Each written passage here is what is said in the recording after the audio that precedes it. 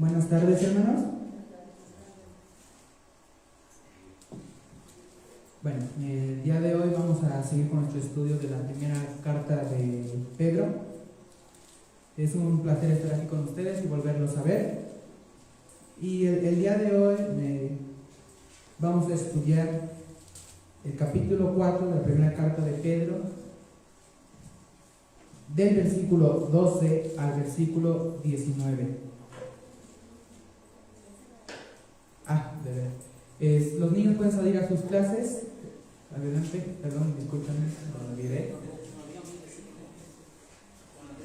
Se van con su maestra Andrea, con su maestra Ruth, por favor.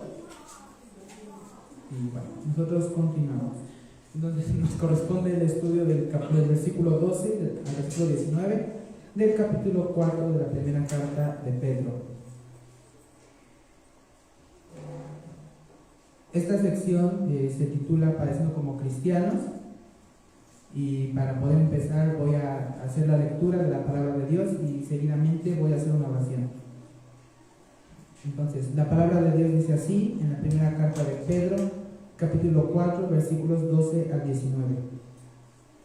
Amados, no os sorprendáis del fuego de prueba que os ha sobrevenido como si alguna cosa extraña os aconteciese, sino gozaos por cuanto sois participantes de los padecimientos de Cristo, para que también en la revelación de su gloria os gocéis con gran alegría. Si sois vituperados por el nombre de Cristo, sois bienaventurados, porque el glorioso Espíritu de Dios reposa sobre vosotros. Ciertamente, de parte de ellos, Él es blasfemado, pero por vosotros es glorificado. Así que ninguno de vosotros parezca como homicida, o ladrón, o malhechor, o por entremeterse en lo ajeno. Pero si alguno parece como cristiano, no se avergüence, sino glorifique a Dios por ello. Porque es tiempo de que el juicio comience por la casa de Dios, y si primero comienza por nosotros, ¿cuál será el fin de aquellos que no obedecen al Evangelio de Dios? Y si el justo con dificultad se salva, ¿en dónde aparecerá el impío y el pecador? De modo que los que padecen según la voluntad de Dios encomienden sus almas al fiel Creador y hagan el bien. Así dice el Señor. Oremos. Padre, te damos gracias en este día, en esta hora, porque nos permites reunirnos, nos permites venir aquí para alabar tu nombre, glorificarte, elevar cantos para que honre tu nombre, Señor. Te damos gracias también por la salvación, por el perdón de nuestros pecados, porque nos has librado del fuego del infierno y nos has salvado, Padre. Te damos las gracias, Señor, porque ahora podemos acercarnos a ti sin necesidad de sacrificios, podemos acercarnos a ti confiadamente. Pongo entre tus manos, Señor, este estudio de tu palabra, que tú me uses, Señor, para poder compartirles a mis hermanos, Señor, el mensaje que has preparado. Te ruego, Señor, que nos des corazones entendidos para que podamos entender tu palabra, podamos entender el mensaje, Padre. Te ruego también por aquellos hermanos que aún faltan de llegar, que los traigas con bien, y te agradezco por todas tus bendiciones, Padre, en el nombre de Cristo Jesús. Amén. Bueno, retomando lo previamente expuesto por nuestros hermanos en domingos pasados, esta carta fue escrita más o menos en los años 60 después de Cristo. Más o menos los historiadores la sitúan entre el año 62 y el año 64 después de Cristo. Y esta carta se escribió con motivo de que en el año 64 el emperador Nerón inició un incendio en Roma. Esto ya nos lo habían explicado nuestros hermanos previamente. Fue un incendio que duró 9 días, cuyo propósito era renovar la ciudad. El emperador lo que quería era destruir esos barrios pobres, construir una Roma nueva, totalmente hermosa. Pero bueno, fue un gran destrozo, causó grandes estragos, y los ciudadanos romanos en primera instancia culparon al emperador. Muchos ciudadanos estaban inconformes, estaban enojados, pero el emperador Nerón era bastante astuto y usó a la iglesia como chivo expiatorio le echó la culpa a los creyentes y fue por esa razón que inició una persecución que hizo que estas personas huyeran de Roma para poder librarse de la persecución del emperador. Y fue por esta razón que el apóstol Pedro escribió esta carta, su primera carta. Y esta carta tiene como propósito enseñarle al creyente cómo comportarse ante el tratamiento injusto. Quizás muchos diremos en el día de hoy, ¿y es lo que tiene que ver conmigo? Eso fue hace muchos años, en el día de hoy ya no hay emperadores, quizás no estoy padeciendo persecución y tal vez pensemos que esta carta no tiene aplicación actual, pero incluso en este momento, en pleno 2022, los creyentes alrededor del mundo padecen de persecución. Puede ser persecución política, persecución religiosa. Recordemos que hay países donde el evangelio está prohibido y aquellos que lo comparten, aquellos que se dicen que confiesan ser creyentes, son castigados con la muerte. E incluso situaciones más sencillas, a nuestro parecer, quizás hostilidad por cuestiones culturales, por cuestiones filosóficas, problemas con las nuevas corrientes de pensamiento. El día de hoy es muy común escuchar lo de la cultura de inclusión, la equidad de género, todo lo relacionado a esta comunidad LGBTQI+. Entonces, es muy común escuchar contiendas, debates entre creyentes y los representantes de dichas corrientes.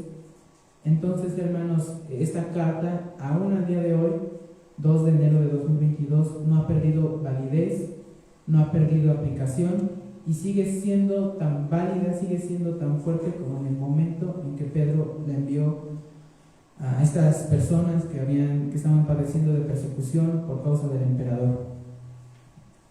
Este pasaje de los versículos del 12 al 19 quise dividirlo en 4 partes para facilitar su estudio. La primera parte abarca solamente el versículo 12 y la titulé ¿qué esperar del mundo? El versículo 12 del capítulo 4 de la primera carta de Pedro.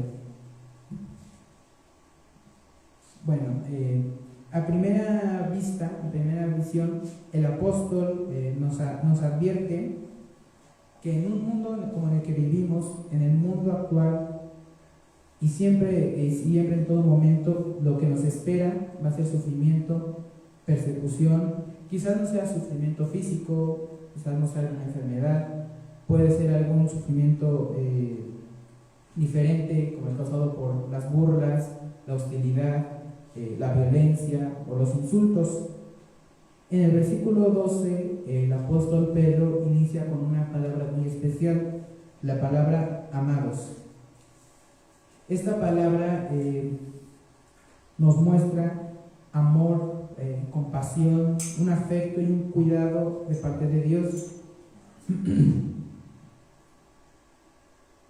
Esta palabra en su raíz griega nos habla de un amor fraternal y de un amor divino. Esta es usada en el texto como una confirmación del amor por parte de Dios. Probablemente en el momento en el que se escribió la carta, y como ya había empezado la persecución, muchos creyentes comenzaron a dudar del amor de Dios. Quizás se preguntaron si era verdad que Dios los amaba.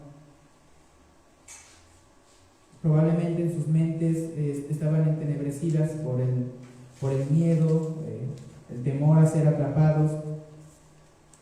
Quizá algunos pensaban igual que la esposa de Job, que le decía a su esposo en Job capítulo 2 versículo 9, si recordamos, le decía: ¿aún no tienes tu integridad?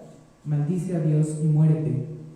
Y es por esta razón, para evitar este pensamiento, que el apóstol Pedro usa esta palabra para reiterar y reafirmar el amor de Dios para con sus hijos, a pesar de las pruebas que puedan estar pasando. En lo que sigue del versículo, el apóstol Pedro nos dice: no os sorprendáis. Probablemente muchos de los creyentes que estaban padeciendo esta persecución, que estaban en la dispersión, estuviesen totalmente asombrados a causa de dicho sufrimiento. Si nosotros nos ponemos a revisar la historia del pueblo de Israel, encontraremos infinidad de ejemplos cuando este pueblo sufrió persecución, sufrió dolor, burlas. Desde el inicio de la nación de Israel, este pueblo ha padecido de vituperios. Nos vamos, por ejemplo, a la esclavitud en Egipto, cuando Asiria conquistó Israel, cuando Babilonia destruyó Judá. Entonces, los creyentes judíos ya estaban, en cierto modo, acostumbrados a dicha persecución.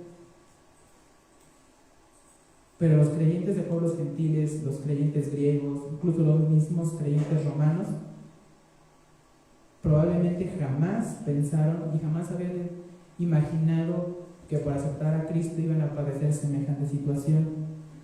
Y como jamás habían padecido algo igual, no estaban acostumbrados. Entonces eso los sorprendió tanto que por eso el apóstol Pedro les da esta orden, esta ordenanza: no os sorprendáis.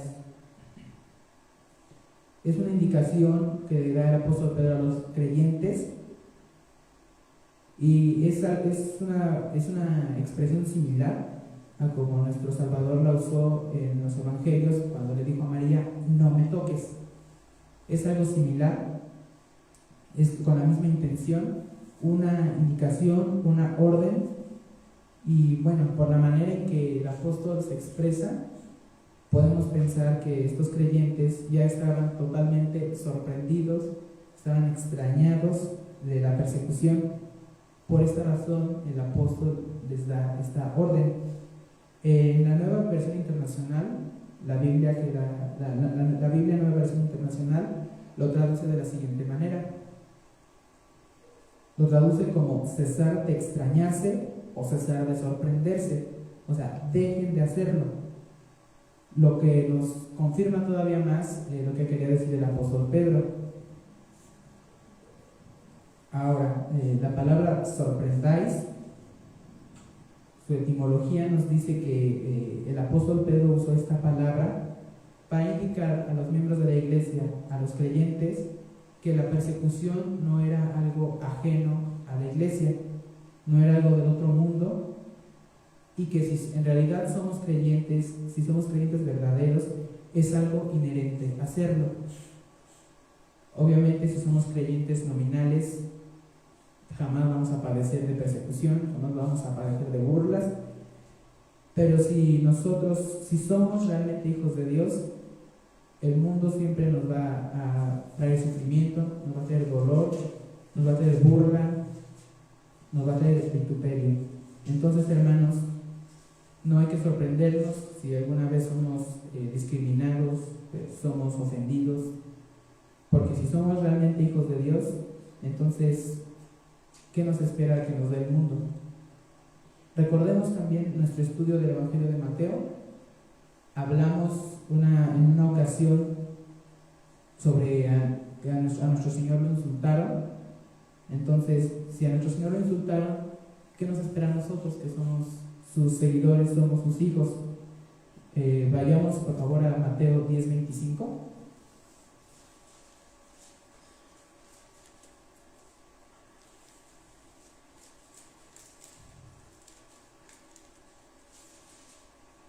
Mateo 10:25. Hermano Luis, ¿puede leerlo por favor?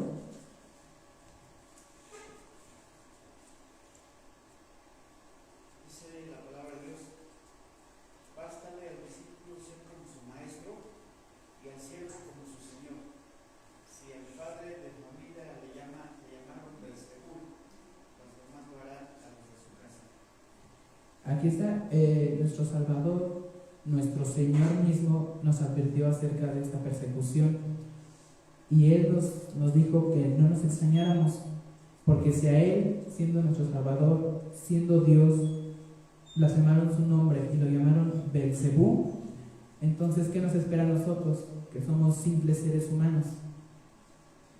Quiero retomar algo que ha dicho el comentarista William MacDonald, algo muy acertado en cuanto al sufrimiento del creyente, y lo voy a citar a continuación.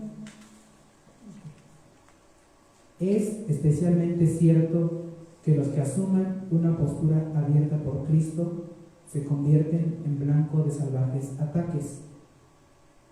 Satanás no malgasta sus municiones sobre cristianos nominales, vuelve su artillería contra los que están atacando las puertas del Hades. Muy acertado lo que ha dicho este comentarista.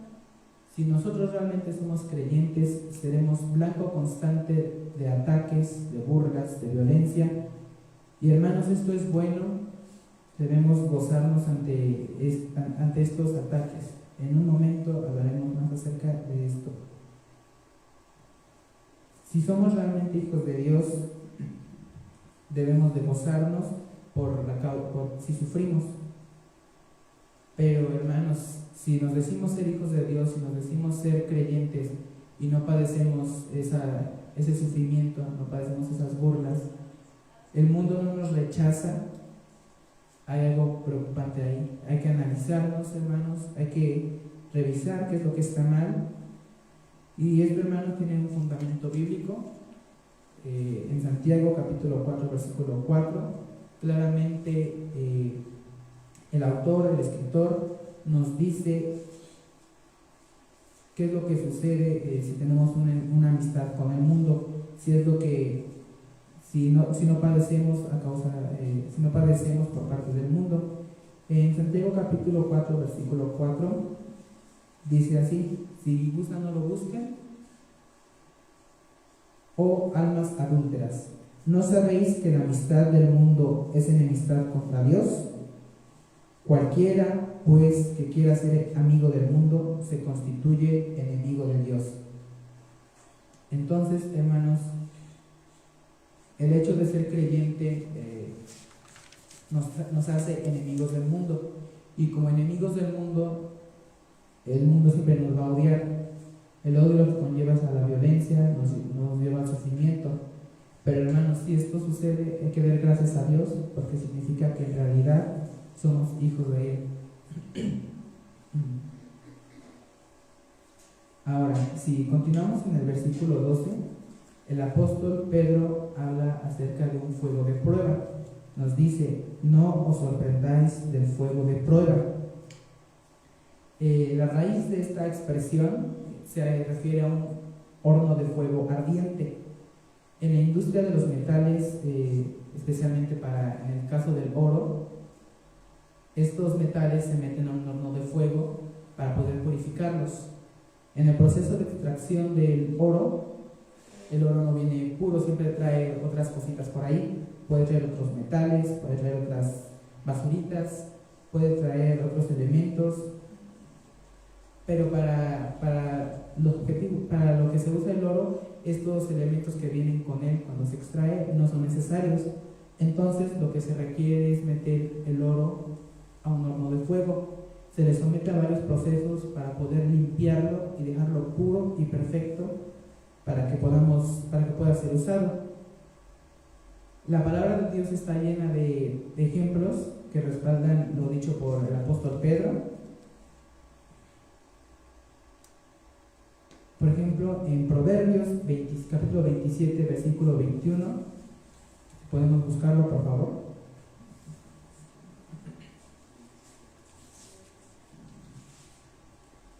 Daniel, ¿puedes leerlo, por favor? Proverbios 27, 21.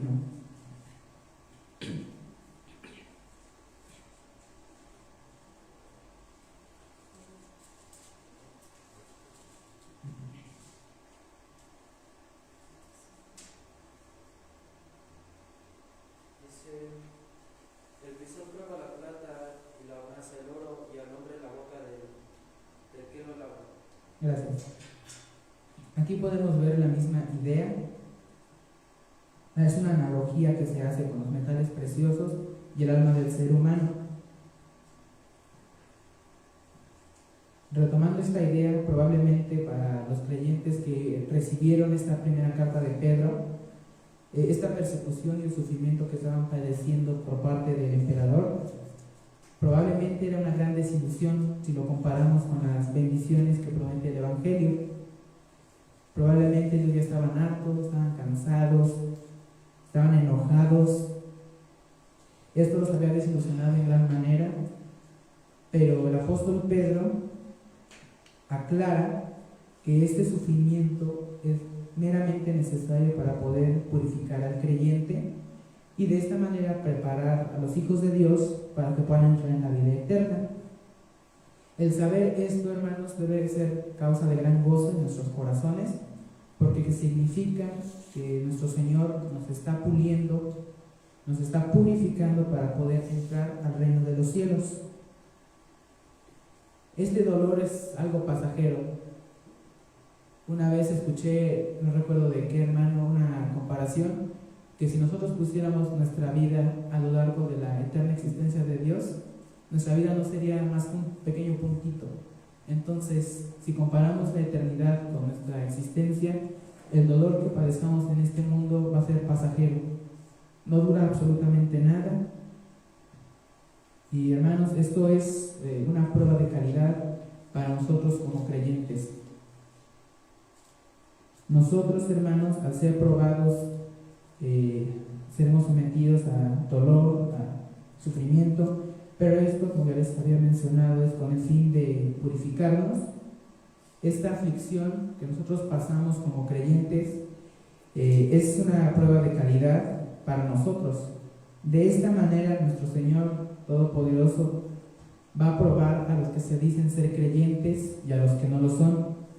Usará esta prueba, va a usar este dolor como purga para su pueblo, y de esta manera Él va a demostrar quiénes en verdad son sus hijos y quiénes no lo son. Para nosotros como creyentes quizás sea un dolor físico, una enfermedad, quizás sea dolor emocional, pero de cualquier manera este dolor, este sufrimiento es usado para perfeccionarnos. Nosotros a los ojos de Dios somos como barras de oro, pero como tales necesitamos ser purificados, necesitamos ser limpiados, ser pulidos, y como el buen oro debe ser pasado por fuego, nosotros también debemos pasar por este fuego de prueba para que podamos ser esas barras hermosas a los ojos de nuestro Dios.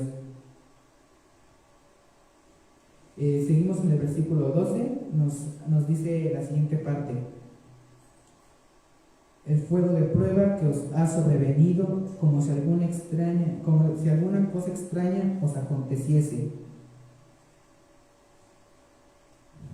Bueno, en esta parte del versículo el apóstol Pedro nos confirma otra vez que este fuego de prueba este sufrimiento es un sello, es una prueba fehaciente de que en realidad somos hijos de Dios.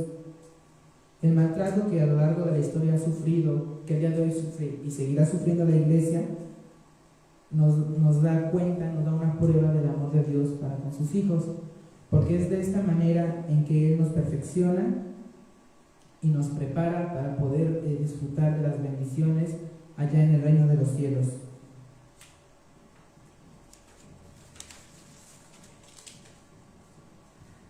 Si volvemos a recordar nuestro estudio de Mateo, seguramente todos han leído la parábola del sembrador en este evangelio.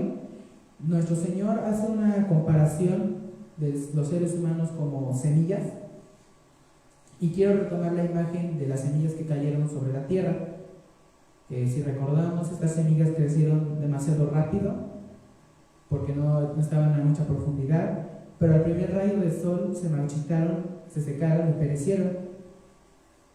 Entonces, hermanos, esto es algo parecido a lo que usa el Señor, es el fuego de prueba, estos rayos de sol son los que en realidad demostrarán quiénes son sus hijos y quiénes no.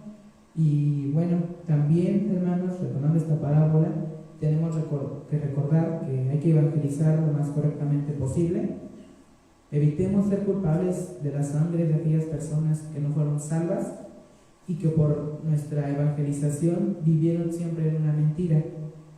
Muchas veces compartimos el evangelio muy deprisa, nos empeñamos en llenar las iglesias y presionamos a esta persona para que haga una oración de fe, pero en realidad el Espíritu de Dios no ha hecho la obra redentora en su corazón. Y hermanos, esto es algo muy terrible, tenemos que tener cuidado a la hora de evangelizar.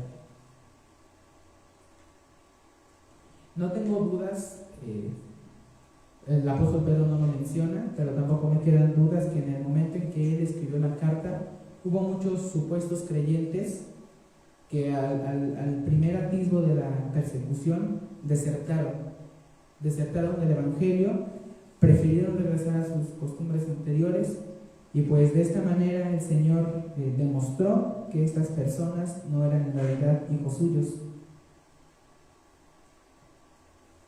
Recordemos lo que dice Mateo 22:14, no lo busquen si así lo prefieren. Mateo 22:14 dice así: porque muchos son llamados y pocos escogidos. Entonces, hermanos, no nos asombremos que algún supuesto hermano, al momento de padecer, al momento de sufrir, deserte del Evangelio. Al contrario, debemos dar gracias a Dios, porque esto nos ayudará y le ayudará a esta persona a en realidad buscar la salvación y no vivir toda su vida sumida en una mentira. Ahora, el versículo 12 finaliza con la siguiente expresión: como si alguna cosa extraña os aconteciese. El apóstol Pedro, con esta expresión, quiere dar a entender, quiere explicar que todo el sufrimiento forma parte de un plan divino, que todo el sufrimiento es por designio y diseño de Dios. No es casualidad, no es accidente. Entonces, esto es para revelar si en realidad la persona ha recibido el llamado a ser hijo de Dios y si en verdad es hijo de Dios. Las pruebas son usadas también para fortalecer nuestra fe, acercarnos a Dios y acercarnos a la estatura del varón perfecto que es nuestro Señor Jesucristo. Entonces, hermano, si usted padece persecución, si usted padece burlas por causa de su fe, por causa del Evangelio, hay que gozarnos, porque esto es una prueba de que en realidad somos hijos de Dios. Ok, ahora pasemos a la segunda parte. Para esta segunda parte voy a leer el versículo 13 y el versículo 14. Esta segunda parte la titulé La gloria en el sufrimiento. La palabra de Dios dice así: sino gozaos por cuanto sois participantes de los padecimientos de Cristo, para que también en la revelación de su gloria os gocéis con gran alegría. Si sois vituperados por el nombre de Cristo, sois bienaventurados, porque el glorioso Espíritu de Dios reposa sobre vosotros. Ciertamente, de parte de ellos Él es blasfemado, pero por vosotros es glorificado. Al inicio del versículo 13 nos dice: gozaos por cuanto sois participantes de los padecimientos de Cristo. Hermanos, es un privilegio el poder sufrir por causa de Cristo, el poder de alguna manera compartir el sufrimiento de nuestro Señor. Esto debe hacernos incluso más felices que el hecho de recibir un ascenso, el hecho de casarnos, incluso el hecho de tener un hijo. El poder sufrir por causa de Cristo debe ser nuestro mayor gozo, nuestra mayor alegría. Entonces debe alegrarnos en grado sumo. Y bueno, si bien no podemos compartir exactamente los mismos padecimientos que tuvo nuestro Señor Jesús en la cruz, Él es el único con poder y autoridad para perdonar nuestros pecados. Entonces no podemos compartir los mismos sufrimientos, pero nosotros como hombres podemos recibir los insultos, podemos recibir el oprobio, la persecución, podemos recibir los golpes y las heridas que los incrédulos quisieran darnos por causa del Evangelio. El más grande privilegio para el creyente es el ser encontrado digno de sufrir por Cristo. Y si nosotros somos capaces de gozarnos en el vituperio de Cristo, somos capaces de alegrarnos en medio del sufrimiento por causa del Evangelio, ¿cuánto más lo haremos cuando nuestro Señor vuelva por su pueblo en toda su gloria? Esto debe ser nuestra motivación para honrar a Dios a través de las pruebas, a través del dolor que podamos pasar. Probablemente al leer lo anterior en el versículo 12, podamos concluir que solamente nos toca resignarnos a sufrir, no hacer nada más. Pero nosotros no debemos hacer esto. El apóstol Pedro nos exhorta a regocijarnos. La palabra gozaos, que viene en el versículo 13, significa mucha alegría. Y aquí en el versículo 13, la palabra que se usa en el griego es una orden que se nos da y nos indica que debemos tener una actitud continua y constante de gozo ante la prueba. No hay mejor manera de llevar el vituperio de Cristo que soportando la persecución, los insultos, las heridas y las injurias. Nuestro Señor Jesucristo, cuando estaba siendo juzgado para ser crucificado, soportó los golpes, soportó todas esos insultos y vivió en silencio, en paz. No contestó nada, no regresó ningún golpe, Él soportó tranquilo y nosotros debemos seguir el ejemplo de nuestro Salvador. Si nosotros nos remontamos un poco a la historia de la Iglesia, ha habido demasiados mártires que han muerto por causa del Evangelio y todos ellos tienen algo en común, que murieron gozosos, alegres, por haber sido encontrados dignos de sufrir por causa de nuestro Señor. La tradición de la Iglesia nos dice que el apóstol Pedro, el autor de esta carta que estamos estudiando, fue crucificado de cabeza. La tradición dice que él fue el que solicitó, el que pidió que lo crucificaran de cabeza porque no se encontró digno de morir como su Señor. Entonces, hermanos, todos estos mártires masacrados en el Coliseo romano, todos aquellos que han sido asesinados a lo largo de la historia y en todo el mundo, han muerto gozosos, alegres de poder ser encontrados dignos de morir por nuestro Salvador. En la última parte del versículo 13 nos dice, nos habla acerca de gozarnos en el día de la revelación de su gloria. Se lo podemos leer para que también en la revelación de su gloria os gocéis con gran alegría. Y si nosotros somos capaces de gozarnos y de honrar a Dios en nuestro sufrimiento, nuestro Señor, en el día de su revelación gloriosa a la humanidad, seremos honrados por Él. En ese momento todo ojo le verá, tal como dice Filipenses capítulo 2 versículos 10 y 11. Si gustan, no lo busquen, se los leo yo. La palabra de Dios dice así en Filipenses 2, 10 al 11: para que en el nombre de Jesús se doble toda rodilla de los que están en los cielos y en la tierra y debajo de la tierra, y toda lengua confiese que Jesucristo es el Señor, para la gloria de Dios Padre.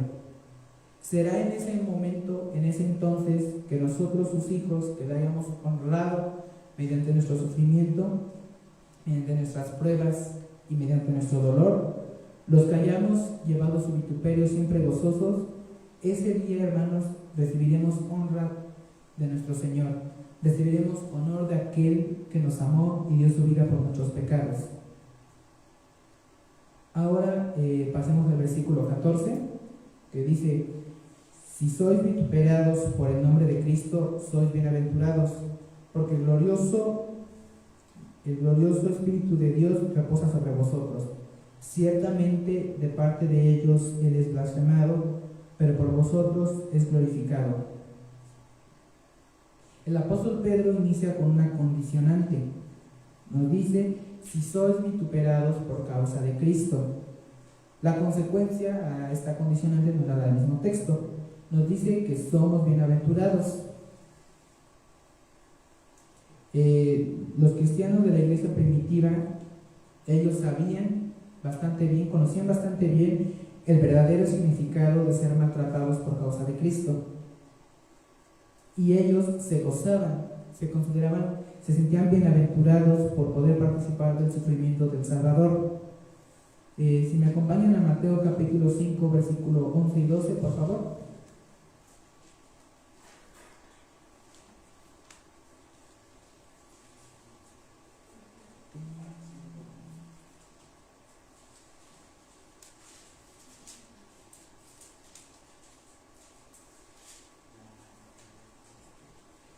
Papá, ¿me puedes hacer el favor de leerlo, por favor?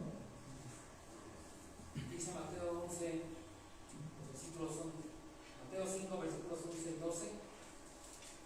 Bienaventurados sois cuando por mi causa os vituperen y os persigan, y digan toda clase de mal contra vosotros mintiendo. Gozaos y alegraos, porque vuestro galardón es grande en los cielos, porque así persiguieron a los profetas que fueron antes de vosotros. Gracias. En este pasaje nuestro Señor nos confirma que el hecho de poder sufrir por su causa es una bendición en la vida del creyente.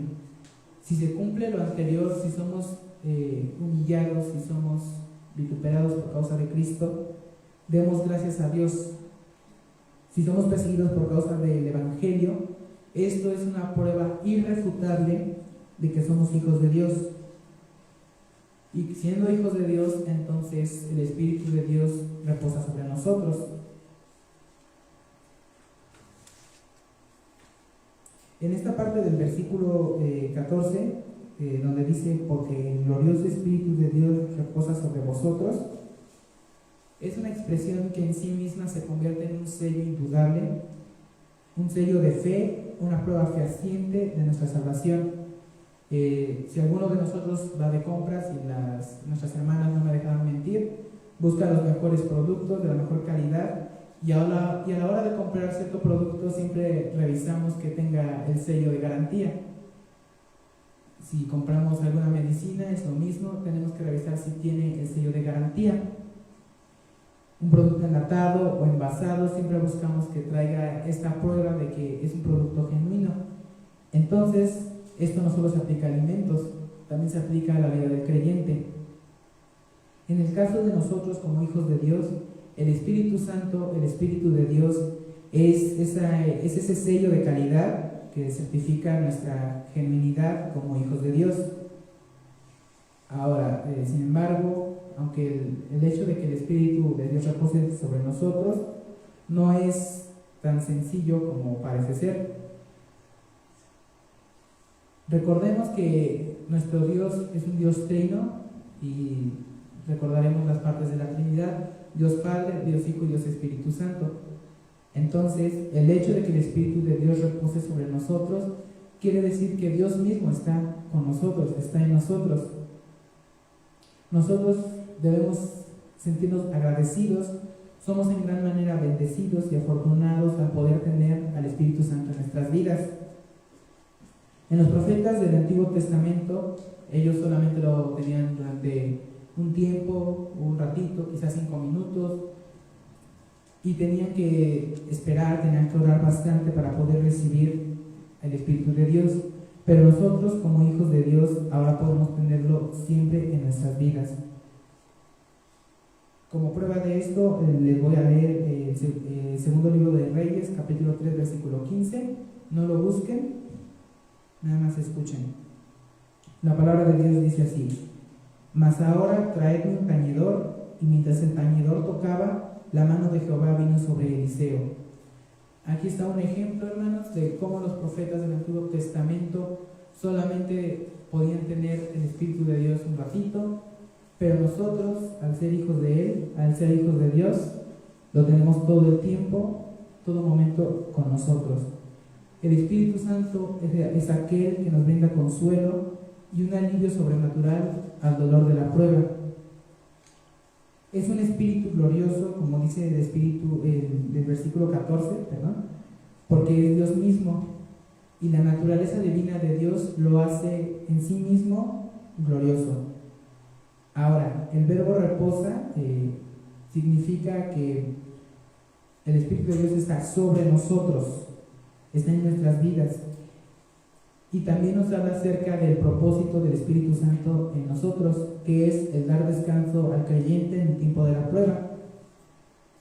Y muchos recordaremos la historia de Esteban, el primer mártir de la iglesia, cuando fue juzgado por los líderes judíos ante los cuales él defendió su fe. La Escritura menciona que estos varones judíos veían el rostro de Esteban como si fuera el de un ángel. La Biblia menciona que Esteban tenía paz Estaba sereno, estaba tranquilo ante su juicio. Defendió su fe tan elocuentemente, dio a conocer el Evangelio y, hermanos, él, lleno del Espíritu Santo, a punto de morir, alzó sus ojos y vio la gloria del Señor.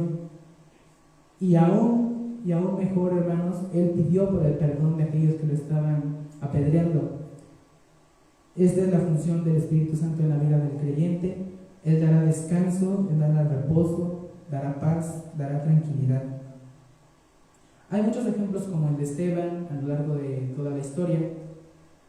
Son demasiados para poder hablar de cada uno de ellos, pero lo que tenían en común todos ellos, todos estos hermanos y hermanas que murieron por causa de Cristo, es que todos murieron en paz. Todos murieron tranquilos y felices de poder morir por nuestro Señor. Y este refrigerio, esta paz, solo el Espíritu Santo nos la puede dar. ¿Qué persona común y corriente puede encontrar refugio ante la tortura? Nadie. Creo que seguramente si hiciéramos un experimento, una persona inmediatamente comenzaría a llorar, se retorcería de dolor. Pero aquellos creyentes que murieron por causa del Señor, por causa de nuestro Salvador, murieron en paz, murieron tranquilos gracias al Espíritu de Dios que tenían en sus vidas. Por esta razón, hermanos, no hay que temer a la hora de la prueba. No temamos la hora en que tendremos que ser pasados por fuego, porque no estaremos solos. Tendremos al Espíritu Santo en nuestras vidas. Ahora, para terminar con el versículo, voy a leer la parte final, que dice: ciertamente de parte de ellos Él es blasfemado, pero por vosotros es glorificado. Las personas de hoy en día blasfeman, insultan, pisotean el nombre de nuestro Señor. Pero Él, hermanos, siempre será honrado y será glorificado por nosotros. Él siempre será honrado a través de nuestra obediencia, a través de nuestras acciones. Y muchos nos preguntaremos qué clase de acciones son esas. Nuestro Señor nos las presenta en el Evangelio de Mateo. Acompáñenme a Mateo 22, capítulo 22, versículos 37 al 40, por favor.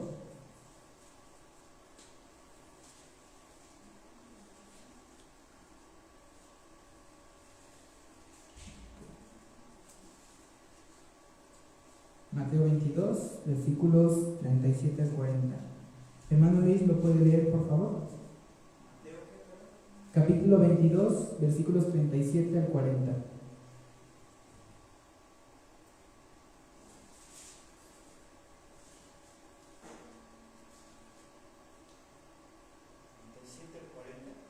Por favor. Jesús le dijo: amarás al Señor tu Dios con todo tu corazón, con toda tu alma y con toda tu mente.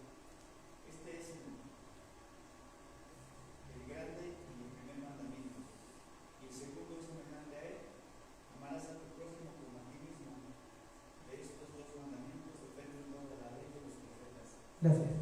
Aquí está nuestra respuesta. Con estas acciones, mediante obedecer estos mandamientos, podemos honrar a Dios, amándole a Él, honrándole con toda nuestra mente, nuestras fuerzas, nuestra alma, y pues ya lo hemos leído, y a nuestro prójimo como a nosotros mismos. Mediante esto es como podemos honrar a Dios. Estas son las acciones que honran a Dios. Pasemos a la tercera parte. La titulé Evalúa tu sufrimiento. Para esto leeremos los versículos del 15 al 18, y la palabra de Dios dice así: así que ninguno de vosotros padezca como homicida o ladrón o malhechor o por entremeterse en lo ajeno, pero si alguno padece como cristiano, no se avergüence, sino glorifique a Dios por ello, porque es tiempo de que el juicio comience por la casa de Dios, y si primero comienza por nosotros, ¿cuál será el fin de aquellos que no obedecen al Evangelio de Dios? Y si el justo con dificultad se salva, ¿en dónde aparecerá el impío y el pecador? En la primera parte del versículo 15, el apóstol inicia presentando una clase de sufrimiento que no trae consigo el refrigerio del Espíritu Santo.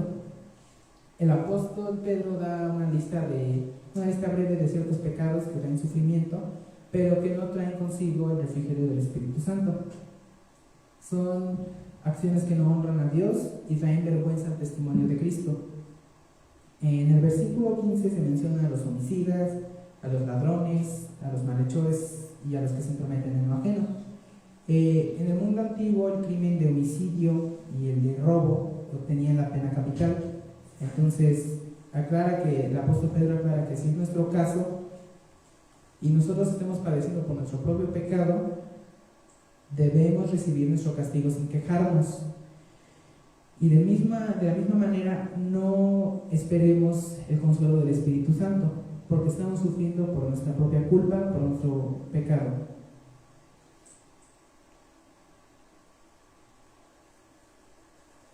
El apóstol Pedro menciona estos pecados, por ejemplo, el de homicidio, el de robo, malhechores, pero hay otros pecados que no son notorios, no son tan vistosos, y también hay que cuidar de esos pecados, por ejemplo, la mentira, la murmuración, la codicia, y también tenemos que tener cuidado con estos pecados. Por ejemplo, en el caso de los ladrones, no tiene nada que ver con la cantidad que robó. Puede no ser dinero, puede ser alguna otra cosa, quizás sea un clip para una hoja de papel, sea una grapa, quizás sea un lápiz para los que vamos a la escuela. Pero no se trata de quién robó más, de cuánto robaste o de lo que robaste. No importa si es solo un centavo o si es 1,000,000 de pesos, pero hermanos, lo que importa aquí es la acción y la intención. Hay que dar gracias a Dios, hermanos, que en nuestra congregación nadie ha sido hallado culpable de homicidio o de robo, y esperemos que así siga durante el resto que así siga por mucho tiempo.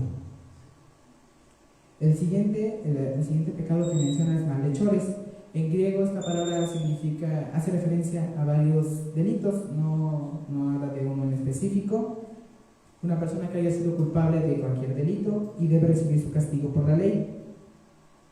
Entonces, hermanos, si nosotros no hemos hecho nada malo, no hay que tener miedo, porque no hemos hecho nada digno de juicio o de castigo.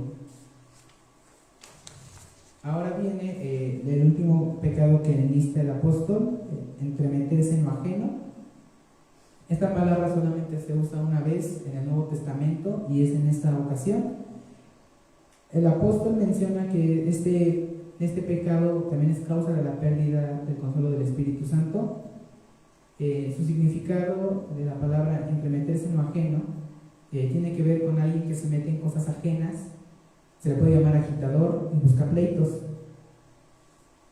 Pedro usó esta palabra indicando que no meterse en lo ajeno, pero no me refiero a que no le podamos preguntar al hermano cómo le va, cómo se siente, preguntarle algún motivo de oración, si tiene alguna necesidad.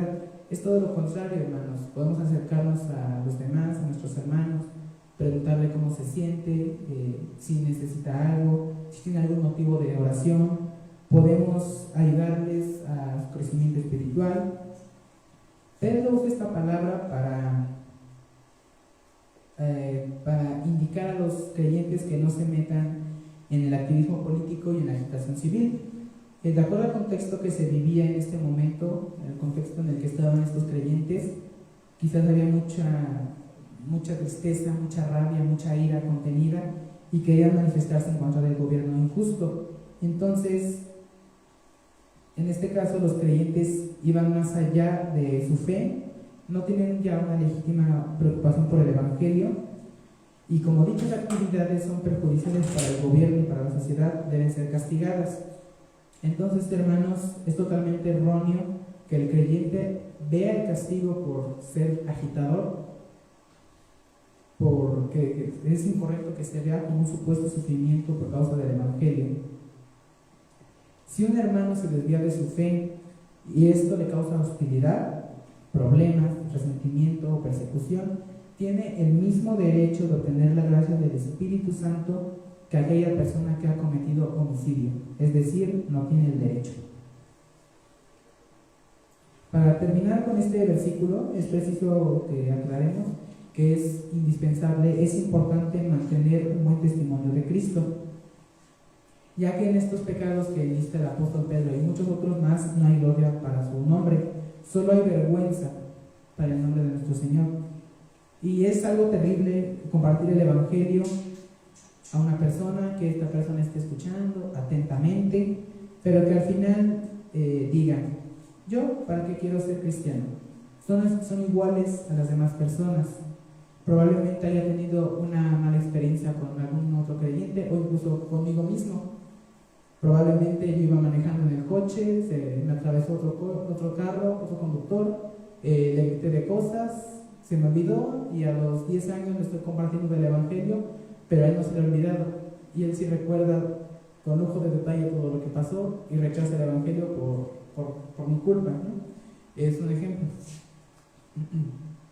Ahora pasemos al versículo 16, que nos dice: pero si alguno padece como cristiano, no se avergüence, sino glorifique a Dios por ello. Si alguno padece como cristiano, el apóstol explica y aclara que el padecimiento es por causa de Cristo, por causa del Evangelio, por causa de nuestra fe. En este caso es totalmente aplicable el consuelo divino que nos proporciona el Espíritu Santo. Esta es la clase de sufrimiento que nuestro Dios aprueba para recibir su bendición. Luego nos da una ordenanza: no se avergüence. Este es un mandato, una orden que da el apóstol Pedro, y significa no sentirse deshonrado.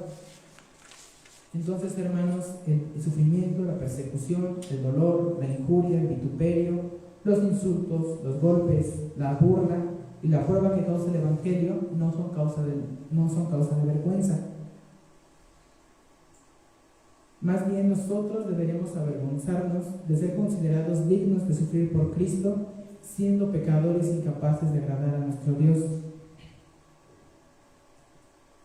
Ahora, si nosotros somos molestados en el trabajo, en el negocio, en la escuela o en el ambiente en el que se desenvuelva, es preciso examinar la causa. Si es por el Evangelio, si es por su fe en Cristo, demos gracias a Dios, la gloria sea a Él. Pero si es por alguna mala conducta o no tiene nada que ver con el Evangelio, hermanos, tenemos que analizar nuestras vidas, ver que está mal y debemos corregirlo. Ahora, en la última parte del verso 16, el apóstol Pedro nos da otra ordenanza. Nos dice: sino glorifique a Dios por ello.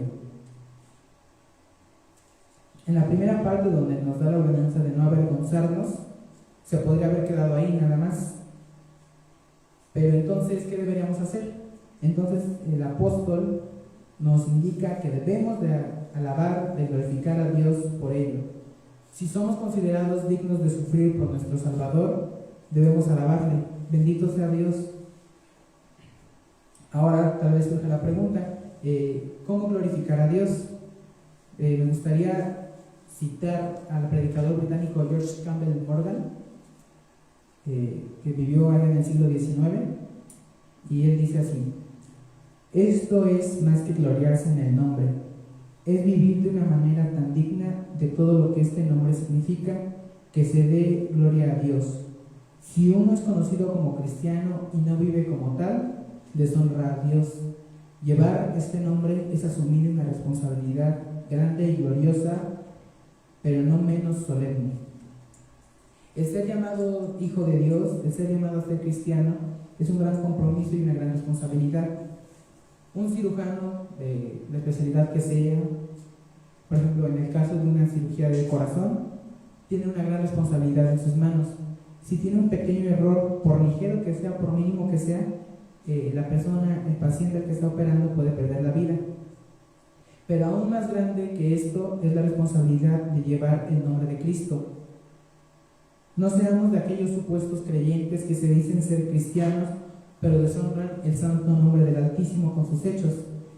Seamos responsables, honremos a Dios con nuestras acciones y no usemos su nombre para pisotearlo. Continuemos el versículo 17.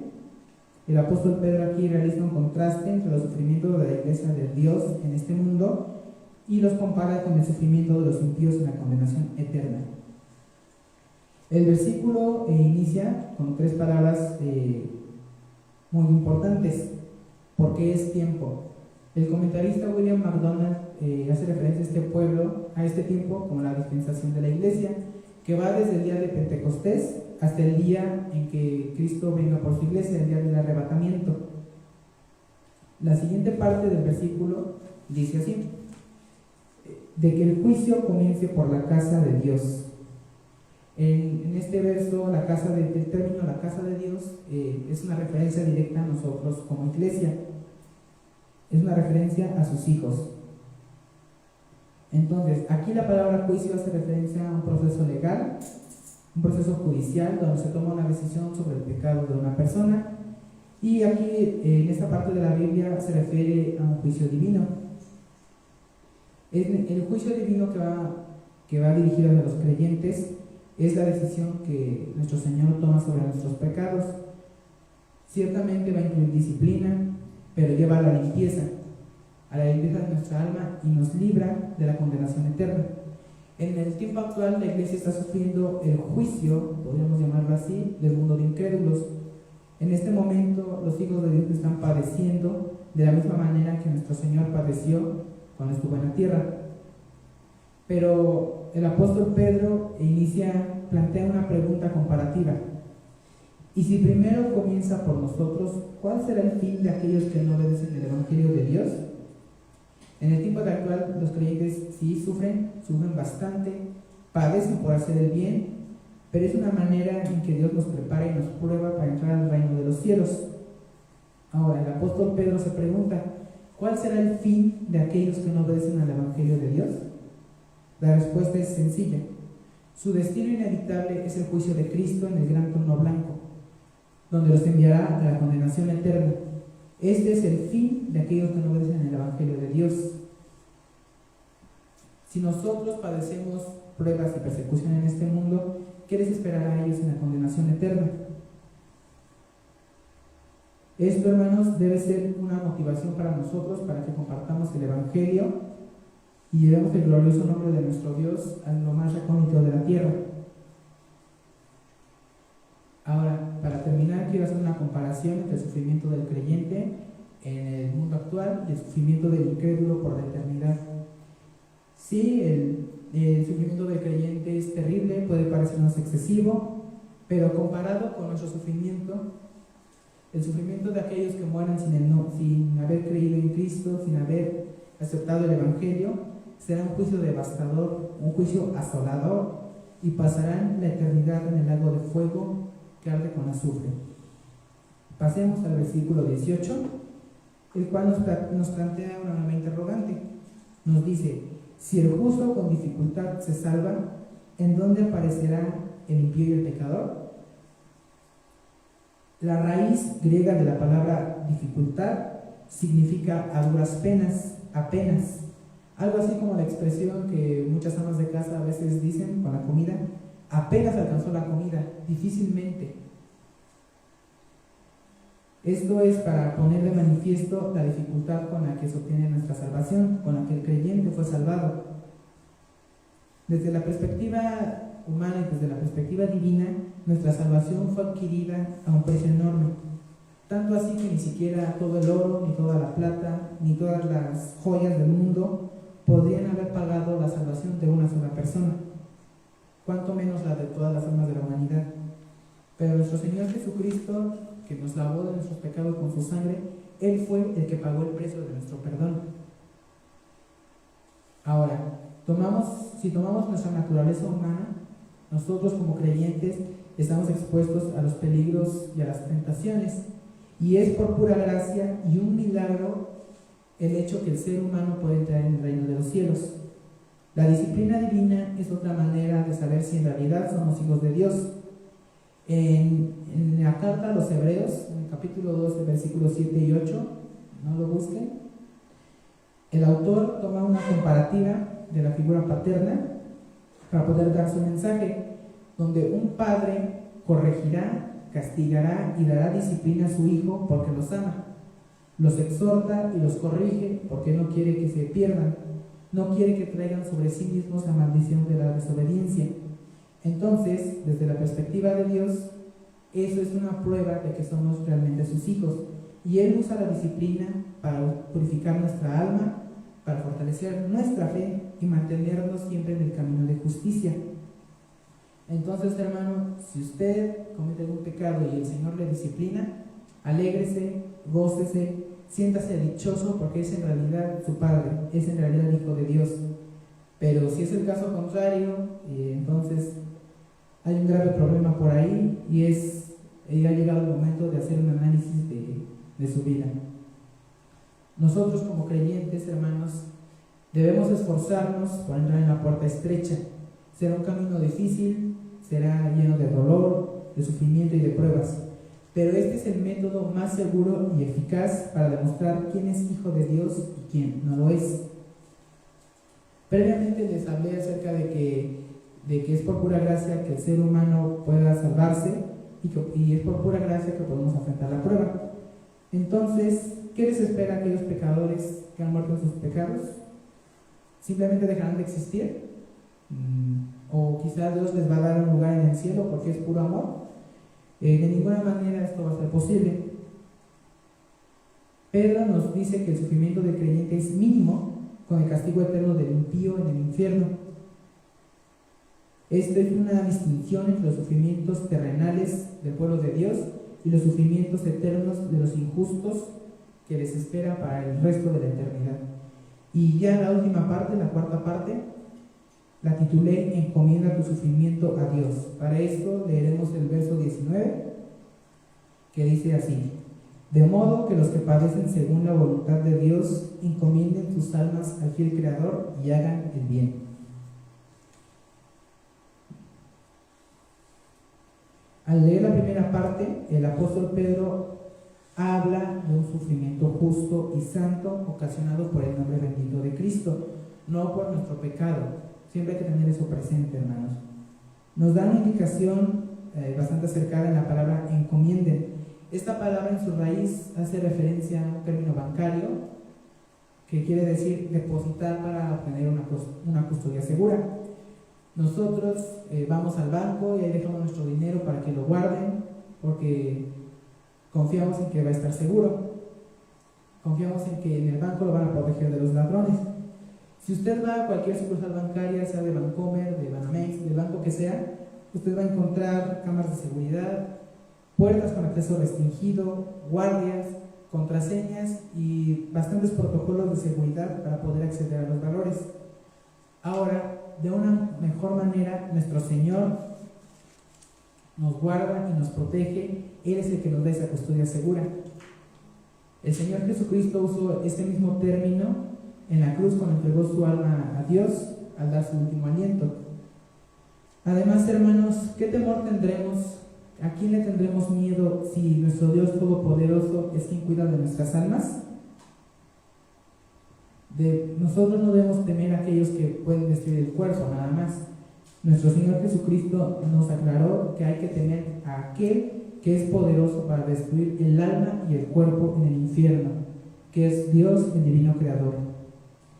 Y ya para terminar este versículo 19, en su última parte nos dice, se refiere a Dios como el fiel Creador. Esta es la única parte en el Nuevo Testamento donde se hace referencia a nuestro Señor de esta manera, pero no es ninguna expresión errónea. ¿Quién es mejor que nuestro Creador para resguardarnos de todo mal? Él nos formó y nos creó en cierta manera dos veces. Somos parte de su creación original y también nos hizo nuevas criaturas. Entonces, hermanos, eso nos convierte en objetos de su amor, nos convierte en algo precioso para Él, y nosotros estamos hechos para su honra y para su gloria. Y ya para terminar este pasaje, nos da una última indicación: hagan el bien.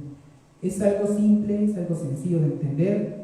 Simplemente hay que hacer lo bueno a los ojos de Dios, porque esto es bueno, esto honra a Dios.